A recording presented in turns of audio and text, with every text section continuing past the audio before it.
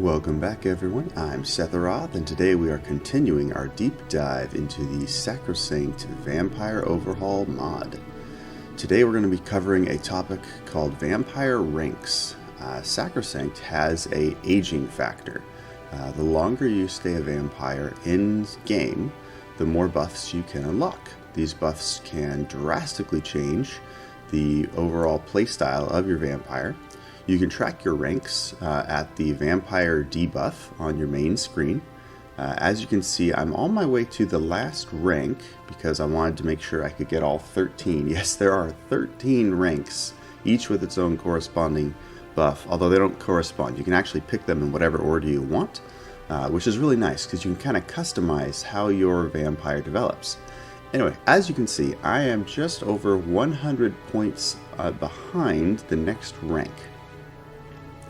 Now, with the vampire ranks, it does list your ranks when you proc, like when you unlock the next level, but they don't have anything specific tied to each one, right? So, for example, there are 6 ranks, and after you get the 6th rank, you just keep leveling up. There's no other additional buff involved, or nothing fancy. You know, there's not new titles or anything. But you start off as a fledgling vampire. After 5 days as a vampire, you become blooded. After 15 days as a vampire, you become a mistwalker. After 30 days as a vampire, you become a night stalker. After 50 days, you become a night lord. And after 75 days, you become a night master. And then there's another, like, 7, let's see, there's 13 out of 6. So there's another 7 stages after that. So you have to be a vampire for a very long time in order to unlock all 13 buffs. Now, if you're just wanting to test out the different buffs, or this is too slow a system for you, you can actually go to the Sacrosanct menu in the MCM. And right here at the bottom, you can control your vampire age. So just for the sake of this demonstration, I'm going to crank my age rate up to 1000%.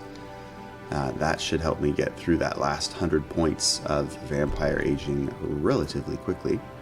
And then we're going to very unimmersive, well, I guess it's immersive because you're a vampire, you can stand there as long as you want.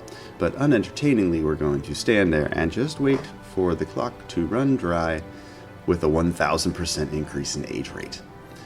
Keep in mind, I think you can go anywhere from 20% to 1000%, so you can make these buffs occur as quickly or as slowly as you want.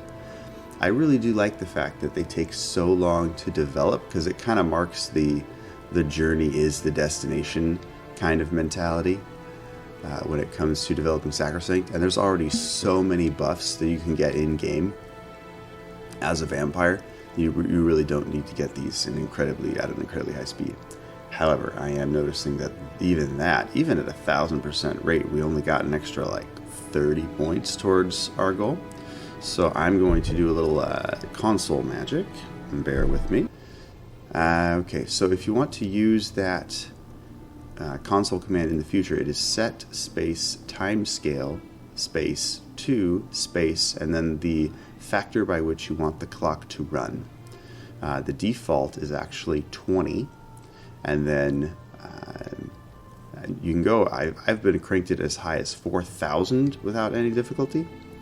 Okay, so we're there. We've got enough points, so I'm going to go ahead and set the time scale back to 20. Alright, I set my time scale back to normal because I don't need to step outside and watch the sun rise and set at super fast speeds. But now we have enough to get the last rank of vampire, and let's see what that's all about. Alright, we may now choose a new vampiric ability or power. Now, the only one, I have the next option, but I only have one left because I've already leveled up like 12 times in the vampire ranking. The last one we're going to get is Blood Bond, and that is actually the first one I want to demonstrate. Feeding on sleeping targets shares some of your blood, making them a lover or potential follower and marriage candidate. So we're going to hop over to Whiterun. If I can find the door. Sorry, it is 5:30 in the morning over here. I'm still a little groggy, so please bear with me. Oh, my character has not had any sleep. I forgot to actually get 8 hours of sleep so we could rest. But I don't think we're going to be doing a lot of combat. A lot of these adjustments, these buffs that you get when you rank up, they're more designed to affect your playstyle. They're not really designed to give you like 13 new additional offensive powers or anything like that. But we're going to go ahead and hop over to the Companions Guild for a good example of how you can use the blood bond to grab a companion, particularly earlier than you would have to in a regular playthrough. Alright, so the trick here is you need to find sleeping victims.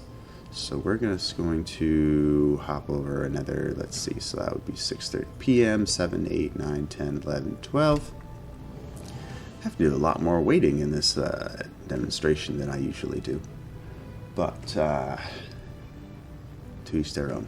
Alright, so we should be able to catch the NPCs on their way to their beds, and I think I can show you one didn't work when I was testing this out before, and that's because I was getting a little frustrated. Let me grab Potion of Blood real quick. I don't need to be slipping into super hungry mode. It didn't work when I tried to turn Tilma to my favor, and that didn't work. However, let's see if Aaliyah is home. She is. Perfect. Okay, let's close the door a little bit, get a little privacy. Now, this one, it's not a special ability, you just feed. Now, I have not done any of the companions' questline, so Aaliyah should just tell me to go talk to Kodlak, because I haven't actually done anything. Oh, geez, that was the wrong button. Whew! Almost drained her dry. So, as you can see, I have these standard companion options for joining, learning about them, but I can also turn her into a companion. Follow me, I need your help. And according to the description, this also makes them marryable and makes them a lover. So you can basically pick almost any NPC. I don't know why it didn't work on Tilma. I'd have to do a little more digging on that. But at least for NPCs that are already capable of being followers, you can just pop the button, pop the feed, and voila, they can be yours. You know what, while we're here, we might as well experiment on a couple of these other guys. So let's see if Aethys can be turned into a blood-bonded follower. Yep, blood bond forged. Okay, so you can basically go shopping and turn virtually any NPC into a follower. I don't know how well it works on Essential. Oh, well, no, it worked on our first victim, and she was Essential, so there you go. Alright, so that's a nice little touch where you can kind of charm a NPC of your choice into becoming your follower for, well, the entire game. So technically, I guess that sidesteps any follower frameworks you may have wanted, and instead allows you to just grab whoever you want and make them yours. And wow, it's still reset to another vampire rank, but I've already unlocked all the powers, so that's kind of redundant. Anyway, the vampire ranks start off at 0, obviously, out of 120. So you only need 120 points for the first to become a blooded vampire. And then every corresponding vampire rank costs a little more and takes a little longer to develop. Alright, so next we're going to look at Blood Knight. Let's see, I believe that is a buff. Yeah, it's a passive. Able to feed on staggered enemies in combat for 50 points of stamina. So we're going to have ourselves a little quick save, turn on a little bit of night vision, and we'll do a little hunting. I should have Unrelenting Force up, but let's just double check. This is actually the easiest way I've found to stagger someone. If you are doing... let me just grab my Unrelenting Force here. There we go. Okay. If you are using Wildcat, you can actually stagger when you do a timed block with a shield.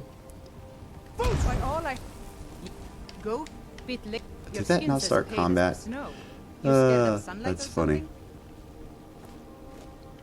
Okay, I can see she's going to take a little bit of convincing. Can I find something that's not going to kill her outright? The hard part when you're a higher level character is how... Oh, there we go. We'll take a nice little quarterstaff. Be my enemy. Watch it. Seriously? God might get nervous. A man approaches. What's with the his matter? Come on. I'm not doing this for my health. I've had enough of this. Alright, there we go. So, as you can see, I staggered her with my unrelenting force. You just activate her like an object when she's staggered, or he, and you can use a combat feed. Check out this cinematic. Somebody Oh, seriously?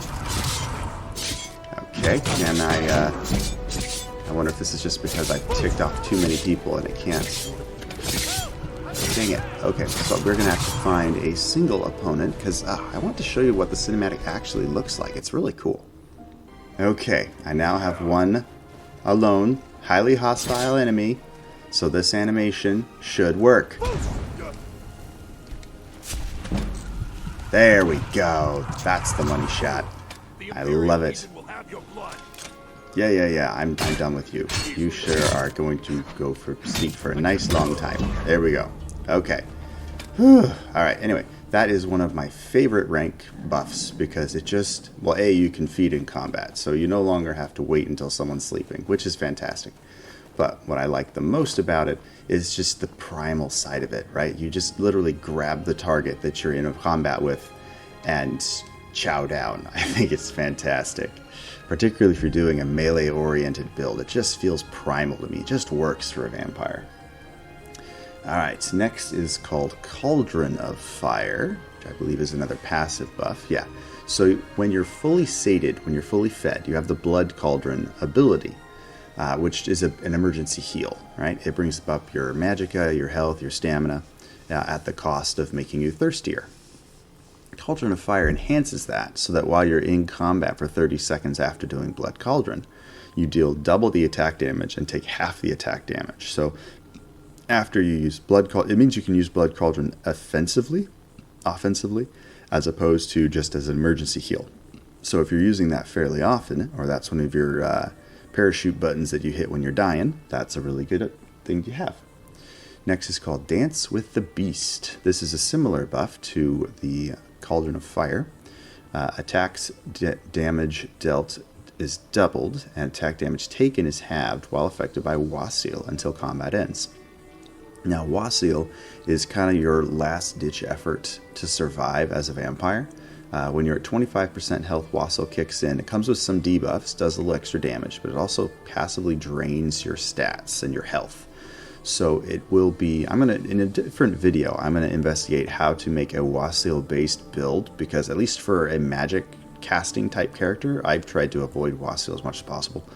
But particularly if you take abilities that allow you to do a lot of damage and heal or take less damage as well when you're Wassailed, I can see this becoming a build. I just haven't done the research yet, so it's coming. But that is this is a good power if you're going for a more desperate Wassail type build. Next is called Eyes of the Predator, and I believe that is actually a power. So we're going to have a look at that real quick. It's a power. It should start with an E. Come on. There we go. Okay, Eyes of the Predator. Spend health to detect creatures and people within a 500-foot cone for 45 seconds. Cast again to disable. So you can turn it on and off just like Vampire Sight. It allows you to track creatures. As you can see, they kind of pop up within 500 feet, so the range on this thing is awesome. It works in a cone shape, so you gotta physically turn your character to get a good sweep of the area. If you use this in a highly populated complex or the main part of a hold, you'll be able to see every NPC within 500 feet of your area, which obviously for thieves is really helpful. The downside is it drains your health so fast that even with my enchanted health regeneration, I'm still dying. So this is more of a short burst to use when you're getting the lay of the land and where everything is. You can also use it actually uses very similar mechanics to the Shout Aura Whisper. So you can either use this ability to bypass Aura Whisper, or if Aura Whisper doesn't last long enough, that's it right there. If it doesn't last long enough, or it's on cooldown, this can be an emergency that you use when you're trying to sneak your way out of a complex that you're too low a level to fight in. So that's a good kind of ripcord ability to have if the worst should happen. Next we have Harvest Moon. Let's see, it should be down here. There we go. Okay, so when you drain a victim, it also generates a potion of blood. So if you saw my hemomancy video, you drain victims in order to unlock blood magic and also get a permanent enhancement to all of your core stats. But if you drain someone, with this buff in place, you also get a potion of blood. Now, a potion of blood is a lovely little thing for a vampire because it is the equivalent to feeding, and it restores 100 points of health if you're a vampire. So this is you can stock up on these, and then when you're going into a dungeon, or if you just got back to town and you want to make sure that you're not blood starved and people aren't going to attack you, it's good to have a couple of those on hand. You can also use them to control how hungry or thirsty you are. So if you were building a build around the second stage of thirst, you could combine that with a few other things that we'll discuss on a different video to be at whatever level of thirst you want. Next we have King Among Kine, which I believe is another passive buff. Let's see, there we go. Alright, you no longer lose any powers when feeding. This is a really nice buff, because if you remember during my basic Sacrosanct video, whenever you change in your thirstiness, whether you go from sated to thirsty to parched or blood-starved, the powers that are available to your vampire change. What King Among Kine does is all of the positive powers, the debuffs will still change depending on what level of hungry you're at, but you get to keep all of the buffs at whatever level of thirst you're at. So this is another good option if you're wanting to capitalize on all your vampire powers regardless of how hungry or thirsty you are. Next we have Oberon's Grail, which I believe is another passive buff. Yep. Reduce the chance to fall victim to Wassail in combat by 75%. So Wassail usually triggers when you have 25% of your health left and you are blood starved. So the idea is that you're starving, you're just about to die, and then Wassail kicks in. But if you're trying to avoid Wassail and not embrace it, this is a good buff because it just reduces, like you may have seen in a previous video, Wassail actually passively drains your health, so you really have to have a very specific build order set to make the most of Wassail. If you're just doing a magic playthrough, for example, the last thing you want is to be losing health when you're at 25%. Next we have Path of Humanity, increased chance to delay the progression of vampiric thirst. Usually your vampiric thirst, you'll go down a level every 24 hours, but I think every hour it actually checks your status and then gives you like a % chance. Like if you're at the 24-hour mark, you'll have a 60% chance of going down in thirst, and at 25 it's 70 or so on. I don't know the exact mechanics of it, but the idea is once you pass 24 hours, you have a high likelihood of progressing further down the thirst track. You can actually adjust that in the MCM menu for Sacrosanct. Right there, time between hunger stages. So you can make your character just like you need to eat every 12 hours or you need to eat like once a week. Like you can set that to whatever best suits your playthrough, and you can disable a number of powers and abilities depending on how you want your vampire experience to be. Particularly if you feel like Sacrosanct is overpowered, that is a good option to kind of mortalize your vampire, if that makes any sense. Alright, next is Knight of the Wolf. This is another one of my favorites. Able to feed on people who are not detecting you.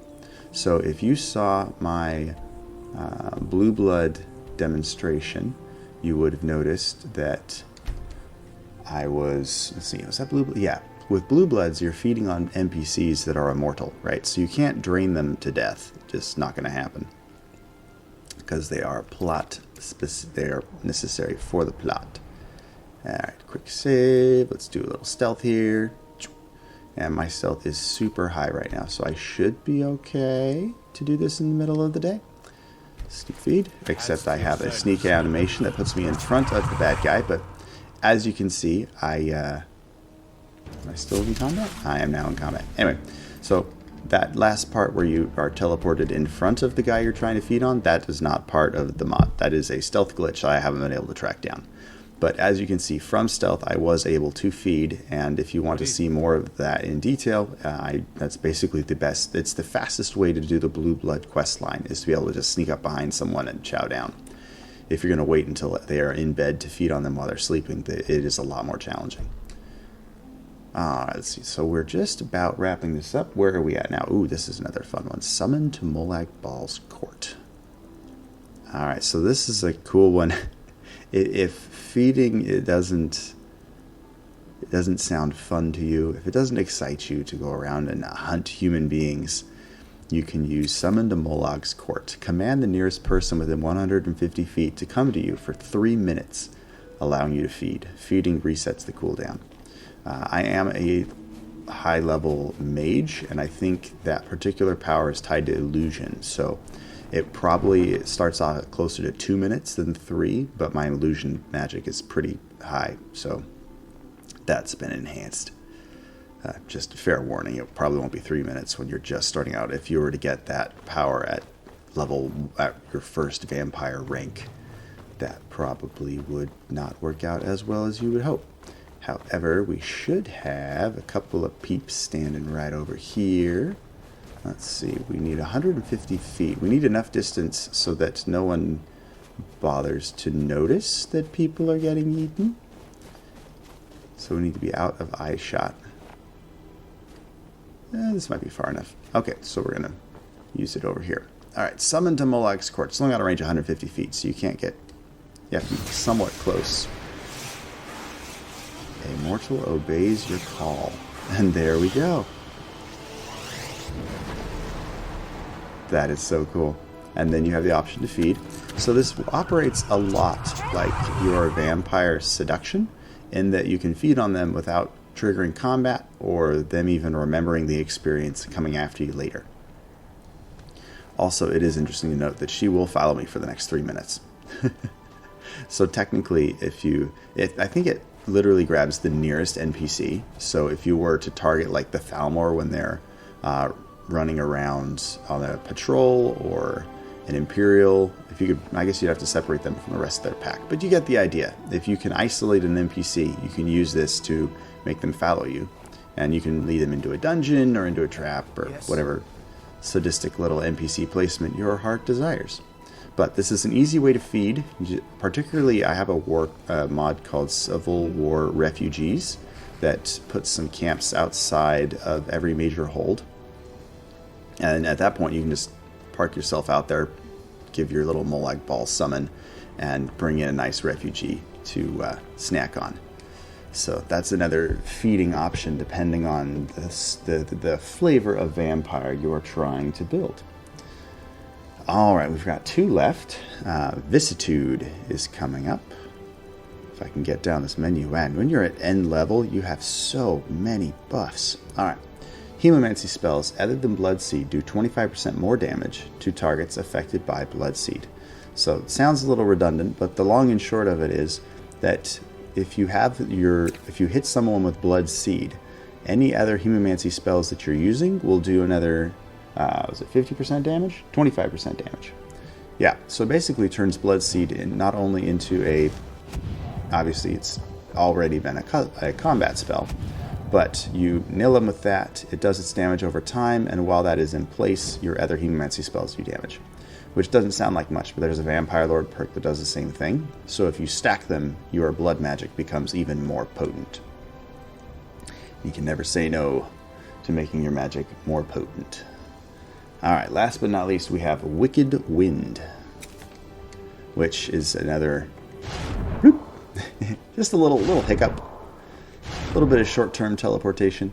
Use it to jump from roof to roof, building to building, speed up your running for your lifetime. For me, oh wait, I'm in, let me just turn off God mode here.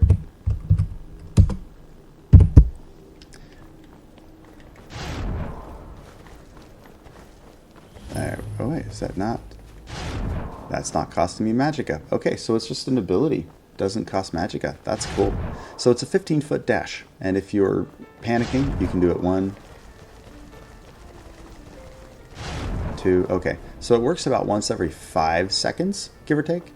So I don't know if it would be something you would use when you're running for your life, because it only works once every 5 seconds. I mean, how often is 15 feet going to be the difference between life and death? Basically, anytime you're fighting one of my giants. That's the difference between life and death. However, it does work in all of these directions, which is a nice touch.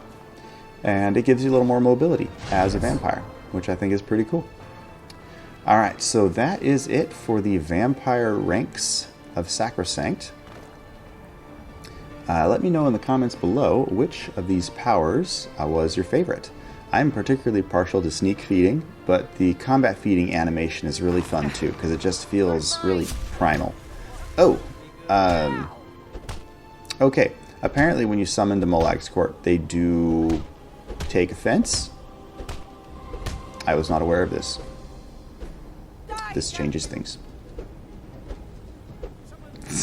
You can't even reach me. Oh, that's funny. Anyway, feel free to like the video, subscribe to my channel. My character's going to fall off this very short precipice in a second, but I hope you guys are having a wonderful day. Take care. Bye.